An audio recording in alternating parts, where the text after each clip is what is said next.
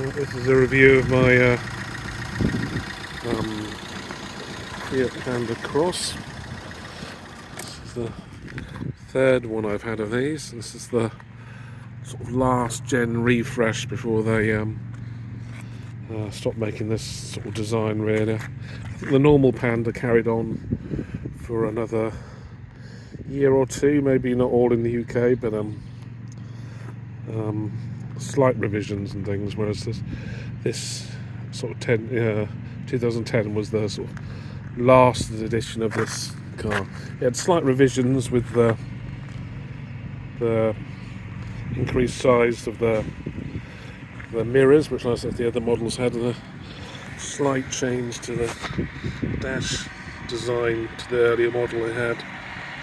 Other than that, it's much the same. I think these silvery bits are a sign of around the things are a sign of its revisions as well. Also on this model, it's got the sunroof edition. I think it was an option, or they started putting these as a sort of going out thing, really. It's quite innovative how it works. It sort of slides out of the car. There's also sort of a solid one at the back for which you can't move, that's got a blind and things on there. The back seats are the ones, there's two types. There's ones that are solid and fixed that fold, and these ones that can slide forwards and backs. There's little clips here, one in the middle for sliding forward and back, and each side to fold the seat backs down. These are more comfortable than the fixed ones, but they unfortunately sit a bit higher in the car than the solid ones because of the rails that they go on, and also because of it's got a sunroof in this car. This does eat into the space, both from sort of coming up and coming down, so with a little gap here, but about 5'10" is about the maximum you can get in the back of this car, really, without your head hitting the roof, which on a normal one without sunroof you could probably get a 6-footer in there. I put these little cushions on the headrest to sort of make them really nice and soft. I've upgraded the speakers to JBL sort of 60-watt speakers, really. I think they are. They came with tweeters, but in the front I've added the tweeters here into the car as options as well, which weren't there. They make a much better sound having the tweeter here than right down there. The sound is really quite good out of here. It's also got I've added, which is very hard to find, this Chinese import satellite navigation device. Works off the sort of GPS there. It can work independently. It's also got USB inputs, and or it can run off the phone, or it's got Wi-Fi or Bluetooth, which that's what I use it to connect to the phone. It's a bit finicky on how it connects, but then once it does, you've got sort of full, like modern Apple CarPlay or Android Auto works on that quite well.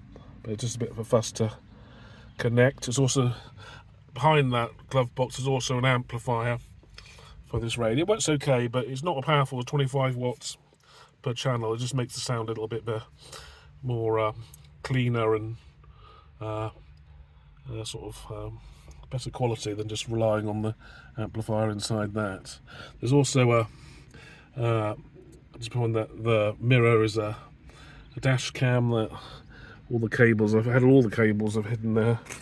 So then there's also some auxiliary USBs down there I've added, and that's where their cigarette lighter and mirrors are. Anything else in this interior? I think that's all I've had. Oh, it's got footwell lights as well, a remote control if you want to adjust those. They're also hidden. So the headrest, the seats this does come into the car somewhat the sunroof thing, but I'm 6 foot and can fit in the front okay with the seat how I prefer it. So it works okay in the front. It's just in the back that's the problem.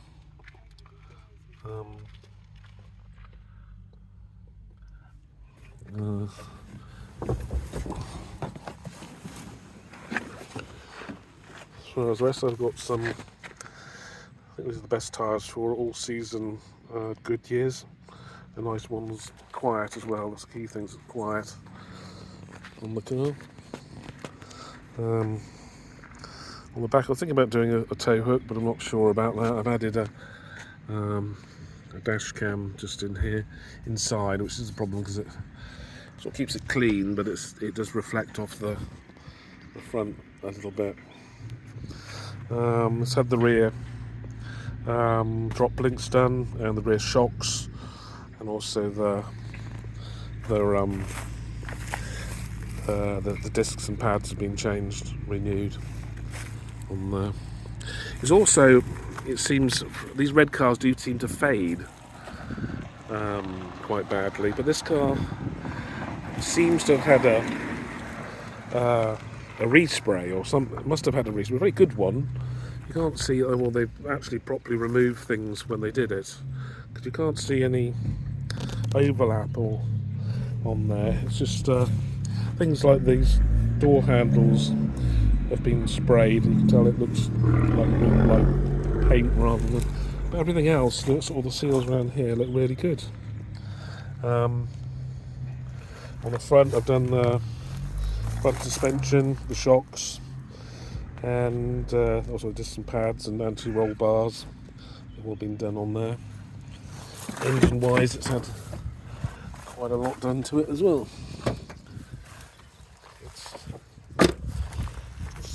It's got new xenon headlights in it. It's about as good as these little cars can get, really. That's the engine. It's had the timing chain just changed, and the water pump. Obviously new coolant, new battery, new glow plugs are in there, and a new clutch, which all of those are got done by the Fiat Autos in Botley, which are expert on these sorts of cars, Fiats in particular. Very good garage. I think that's about all that's inside there. It's working perfectly at the moment, really. It's a nice little engine. I think the engine can go a lot more power, sort of provide a lot more power, but the gearbox isn't up to taking any more, so 75 is about max on these cars. You can't really tune them without destroying the gearbox.